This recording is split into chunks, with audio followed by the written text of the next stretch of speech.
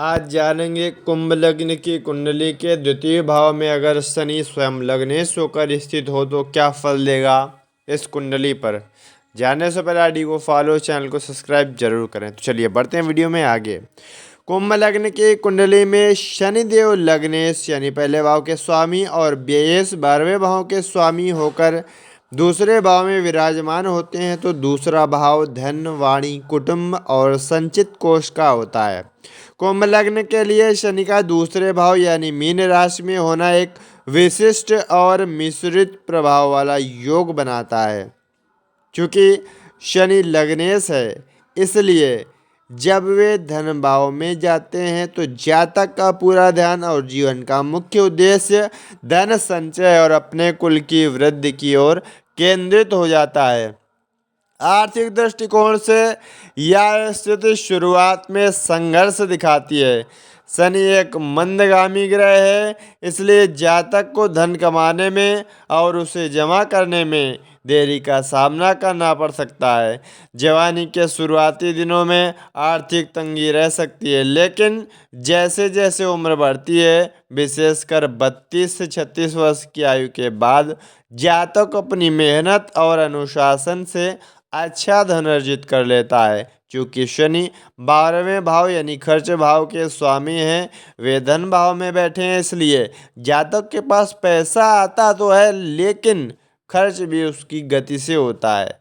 कई बार परिवार के दायित्वों का या स्वास्थ्य कारणों पर धन अधिक व्यय होता है। यह स्थिति यह भी संकेत देती है कि जातक को जन्म स्थान से दूर या विदेश से धन लाभ होने की प्रबल संभावना बनी रहती है। वाणी और स्वभाव के मामले में शनि का प्रभाव जातक को गंभीर और सत्यवादी बनाता है।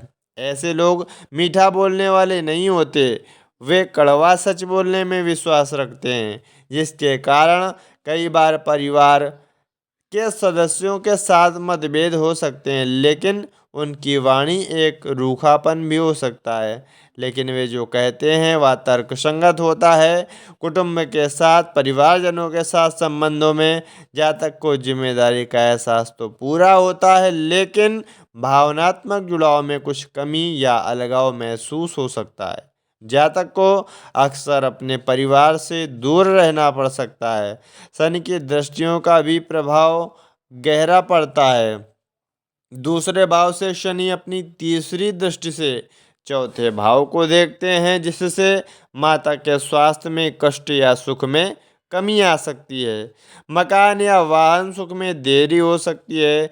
सातवीं दृष्टि से वे आठवें भाव को देखते हैं, तो आयु के लिए शुभ है और जातक को लंबी उम्र देते हैं। साथ ही ज्योतिष या गुप्त विद्याओं में रुचि जगाते हैं।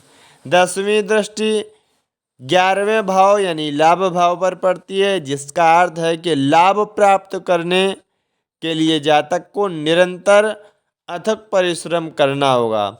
शॉर्टकट से काम नहीं चलेगा, कोई लाभ नहीं मिल सकता है। कुल मिलाकर यह स्थिति जातक को सेल्फ मेड बनाती है, जो अपनी मेहनत से शून्य से शिखर तक पहुंचने में संभावित संभावना रखता है। क्या आप जानना चाहेंगे कि इस स्थिति में शनि के नकारात्मक प्रभावों को कम करने के लिए कौन से उपाय किए जा सकते हैं? उपाय जानने के लिए आपको कमेंट करना होगा। जय श्री सीताराम, ओम सरस्वती नमः।